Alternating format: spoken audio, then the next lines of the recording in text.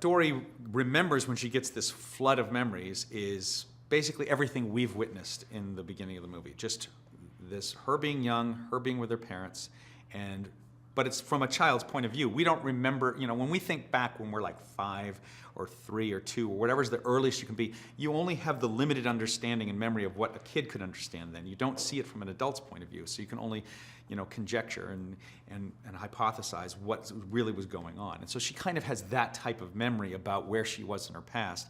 And then the subsequent years of her just traveling the ocean and just those limited memorable moments. And of course she's going to remember a little bit more the older she gets. And so it all kind of comes to her, just the feeling of what it was like to be with her parents and the sense of the wandering with some specifics. But it's just vague enough that she doesn't have a clear roadmap. She just has a destination. She has this one phrase. She has the jewel of Morro Bay, California. And so that's just enough to go on. It's just enough of an address that it can give Marlin and Nemo enough to say, all right, let's go to that location and see if it triggers more.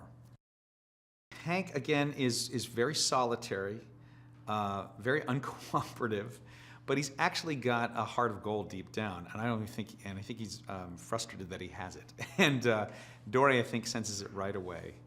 And I think what makes it special is that she kind of brings him out of his shell by the end of the movie, and is able to uncover that he actually does want to be with loved ones, and as opposed to being alone. And I think that's a pretty universal thing with a lot of people that claim to want to just be left alone.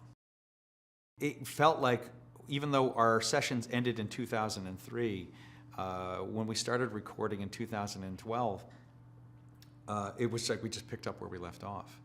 And it's just, when you've worked almost 2 to 3 years with somebody, that's one of the really nice perks, both for the crew and the cast, is it's a bit of a reunion, and you already know how you work together, and that's very enjoyable.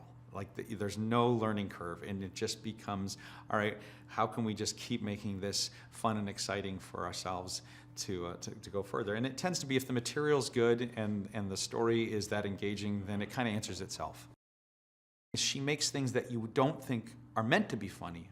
She'll make something as simple as, well, I guess that's what we should do, or how's it going? And she gives it her own flavor that suddenly it's the most charming thing in the world, and you start laughing because you're just so charmed. It's not even, you can't even explain why you're laughing. When we were thinking of who should voice this gruff, curmudgeonly octopus, the first name that came up was Ed O'Neill. And I think it's not only because Modern Family was on TV and still is, and one of our favorite shows to watch, but most of us had also grown up with Married with Children and had enjoyed Ed in that other flavor of being a frustrated father and sort of a patriarch. And so we didn't think of anybody else, so we went straight to Ed, and he took it. And he's so seasoned. I mean, his resume goes very far back, and he's quite the actor, both dramatically and comedically. And it was just a breeze. It was a breeze to work with him.